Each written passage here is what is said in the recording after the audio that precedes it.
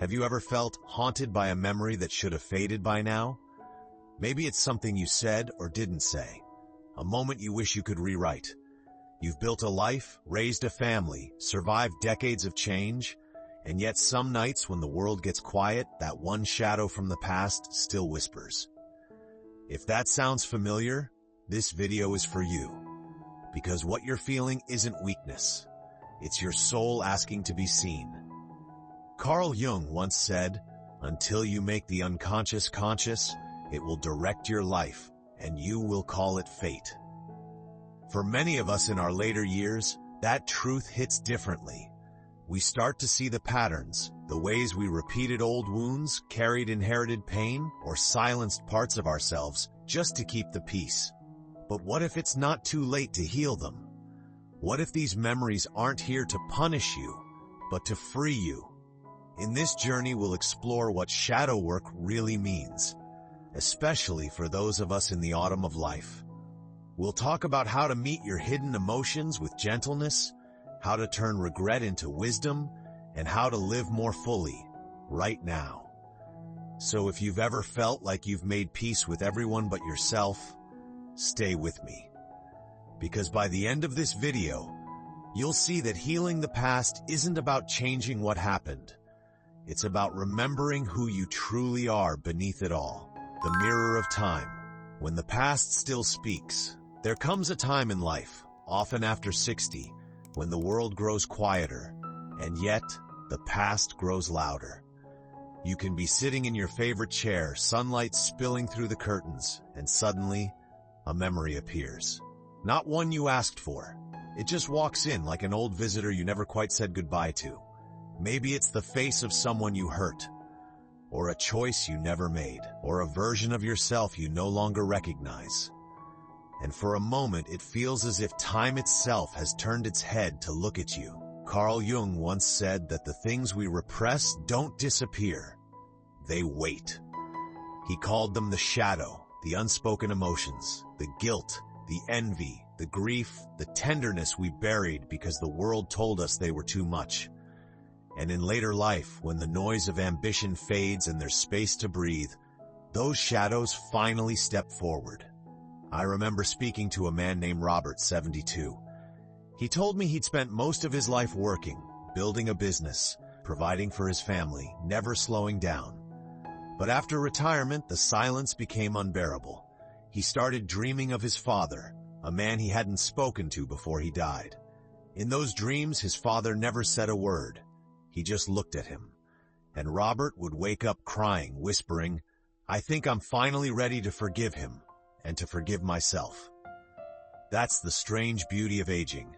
It brings back everything we once outran, but not to punish us, to offer us a chance to see differently. When these old memories rise, most people think something's wrong, that they're getting stuck in the past. But what's really happening is healing. Your mind is saying you're strong enough now to look, because shadow work isn't about reliving pain. It's about reclaiming the parts of yourself you left behind along the way. So when an old wound surfaces, instead of pushing it away, try this. Take a breath. Whisper, "I remember you." That simple act of acknowledgement begins to dissolve decades of resistance. The past is not asking you to return, it's asking you to listen. And as you do, something beautiful happens. The heaviness turns into clarity. Because the truth is, the shadow isn't the enemy of light. It's where light learns to understand itself. Meeting the shadow. What we've been running from. Have you ever noticed how the feelings you've spent a lifetime avoiding never really go away? You bury the anger, you hide the guilt, you smile through the sadness, and yet somehow it still finds its way back. Maybe not through thoughts, but through the body. The tight chest, the sleepless nights, the quiet loneliness that lingers even when life seems fine. Carl Jung called this the shadow, the part of us we learn to hide because it didn't fit the image of who we were supposed to be. As children, we were told to be good, to be strong, to be kind, but no one told us what to do with our rage, our jealousy, our shame, so we buried them, thinking we were protecting ourselves. And now, in the stillness of our later years, those parts begin to knock again, not to hurt us, but to come home.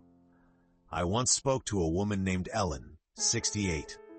Her voice trembled as she said, "I've been angry at my mother my whole life. She controlled everything. My clothes, my choices, my marriage. I told myself I'd forgiven her. But every time I see her photo, I still feel this tightness." We sat quietly for a while, and I asked, what if that anger isn't against her anymore? What if it's the part of you that still longs to choose for yourself? She began to cry. And for the first time she said softly, "I think my anger's been trying to protect me." That's what shadow work truly is. Not a fight against darkness, but a conversation with it. Your anger, your envy, your fear, they're not enemies. They're messages. They say, "I just want to be seen." When you listen, they lose their sharpness. When you judge them, they grow louder. The goal of meeting your shadow isn't to fix yourself. It's to make room for every piece of you, even the ones that once scared you. Because healing isn't about becoming perfect. It's about becoming whole. Here's a small practice. When a strong emotion arises, pause before reacting. Place your hand over your heart and whisper, "It's okay, I know you're here." It sounds simple, but that moment of gentleness can undo years of self-rejection. Ellen told me weeks later that she could finally look at her mother's photo without resentment. Not because the past changed, but because she did. The turning point. How to heal through awareness. There comes a moment in every healing journey when you realize you can't run anymore. You've tried to forget, to distract, to rationalize, but the same feelings keep returning, like waves that never tire. And somewhere inside, you finally whisper, "I'm ready to stop fighting." That is the turning point. Healing doesn't begin when the pain disappears. It begins when you stop running from it. Carl Jung once said, "What you resist not only persists but grows in size." When we resist an emotion, we feed it energy. But when we bring awareness, gentle, curious awareness, the emotion starts to soften. Awareness is not thinking, it's not analyzing. It's the quiet act of seeing without judgment. I once met a retired nurse named Clara. She told me she'd carried guilt for over 40 years. When her husband died suddenly, she blamed herself for the argument they'd had the night before. She spent decades replaying that moment, whispering if only into the silence. When we spoke, I invited her to write a letter, not to her husband, but to the part of herself that still believed she was guilty. She wrote, "I see you. You were scared. You loved him more than you could say. You didn't know it would be the last night." She cried, but they weren't the same tears she'd shed before. They were lighter. She said, "For the first time, I feel like I'm comforting the part of me that never grew up after he died." That's the power of awareness. It transforms pain into compassion. It turns memory into meaning. When you bring light to what has been hidden, you don't erase it, you integrate it. And integration is what shadow work is truly about. Not forgetting, but remembering with love. Here's something you can try. Next time an old thought or regret arises, don't rush to silence it. Instead, place your hand on your heart and ask, "What are you trying to show me?" Then listen. Often, the answer isn't dramatic. It's simple. I wanted to be loved. I wanted to feel safe. I didn't know how. That moment of honesty is where healing breathes. Awareness doesn't change the past. It changes your relationship with it. And when that happens, something miraculous unfolds. The past no longer defines you. It teaches you. From darkness to depth. Wisdom that grows in the night. There's a quiet kind of wisdom that only grows in the dark. Not the darkness of despair, but the kind that asks you to sit still when every part of you wants to escape. If you've lived long enough, you know this place. The late night hours when the world sleeps and your thoughts come alive, replaying, remembering, revealing. It can feel endless. But if you listen closely, that darkness isn't empty. It's speaking. Carl Jung believed that our greatest light emerges from our deepest night. Because the shadow isn't the opposite of light. It's the soil that allows it to grow roots. Without the dark, there's no depth. Without loss, there's no compassion. Without endings, we'd never understand renewal. I once met a man named David, 65, who told me, "I thought I lost everything when my wife passed, my joy, my purpose, my reason to get out of bed." For months, he wandered through grief like fog. One morning, he said, he just sat on the porch with his coffee and whispered, "I miss you." Then he felt something strange, peace. Not because the pain vanished, but because he stopped demanding it to go away. He said, "I realized my love didn't die with her. It changed form. It became gratitude." That's what the night teaches us. When you stop trying to escape your sorrow, you begin to see its shape. And inside it, you find tenderness. The pain that once felt like punishment becomes a teacher, showing you what truly matters. The quiet, the loss, the slowing down, they're not signs of weakness, they're signs of ripening. If you're walking through a dark season, try this. Instead of asking, "When will this end?" ask, "What is this teaching me?" Write down one small insight each day. A sentence, a breath, a moment you notice beauty again. Because even the smallest awareness plants a seed, and over time that seed becomes wisdom. There's a kind of light that only the night can grow, a softer, humbler kind. It's the light of someone who has suffered and still chooses to love. And when that light begins to shine from within, you no longer chase meaning, you live it. Living fully now, the light after integration. There comes a morning, soft, unremarkable, almost quiet, when you wake up and realize the heaviness has changed. It's still there, but it no longer defines you. You look out the window, the same view you've seen for years, and somehow, everything feels new. That's what integration feels like.